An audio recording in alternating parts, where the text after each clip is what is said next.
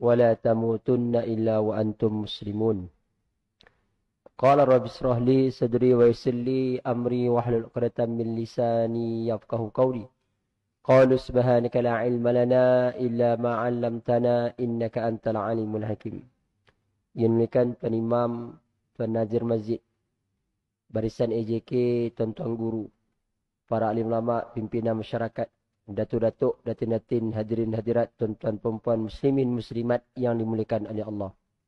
Marilah pada pagi ini kita merapatkan rasa tinggi syukur kepada Allah lantaran nikmat iman dan Islam dan nikmat kesihatan dan juga masa lapang yang Allah Ta'ala berikan kepada kita. Mudah-mudahan kita sentiasa dalam keadaan mentaati perintah Allah. Kita berada di antara hujung-hujung bulan ataupun tahun 2025, tuan-tuan. 2025 berakhir nak masuk tahun 2026. Masa begitu pantas dan cepat. Kalaulah kita tidak gunakan dengan mengisi hari-hari kita, maka kita akan rugi yang banyak. Masa berjalan meninggalkan kita dan takkan patah kembali.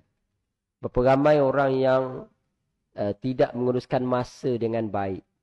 Kita tahu masa sifatnya sentiasa ke depan berjalan dan meninggalkan yang telah lalu. Masa yang ada adalah hari ini. Yang besok belum tahu, yang semalam jadi kenangan. Jadi mudah-mudahan tuan-tuan, masa yang ada hari ini, kita gunakan peluang sebaiknya. Sama ada kita melakukan ibadah harian, ataupun melibatkan kerja-kerja dakwah secara ijtimaiyah, kemasyarakatan.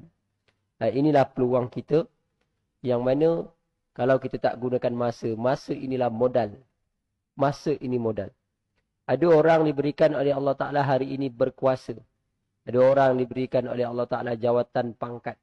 Ada orang diberikan hari ini mungkin kelebihan, keistimewaan.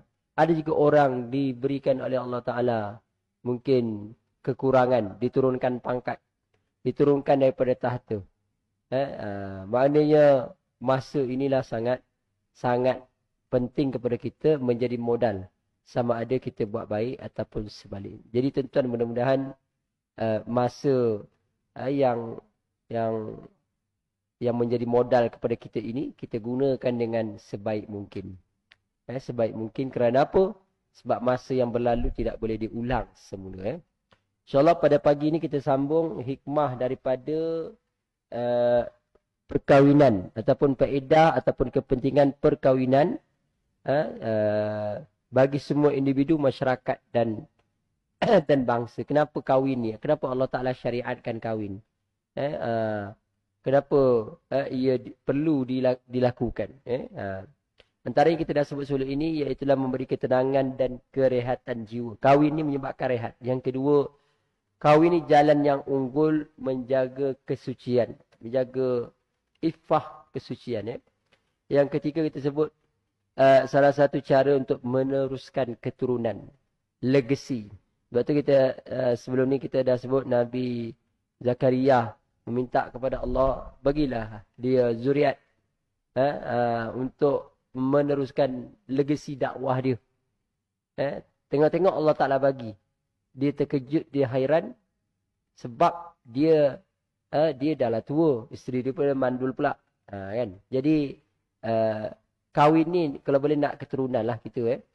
Yang keempat, pengikat antara keluarga. Pertalian dan kasih sayang. Kahwin ni menyebabkan kita kenal. Oh, ni pak saudara hang, ini mak saudara hang. Ini sepupu. Yang kelima, perkahwinan ni menjaga nasab keturunan dan mengawal anggota keluarga membentuk kumpulan masyarakat.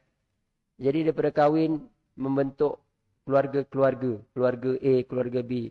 Daripada keluarga membentuk masyarakat. Itu contohlah. Jadi terbentuk masyarakat. Yang mana kita dengar Aus dan Hazraj asalnya adik-beradik lah.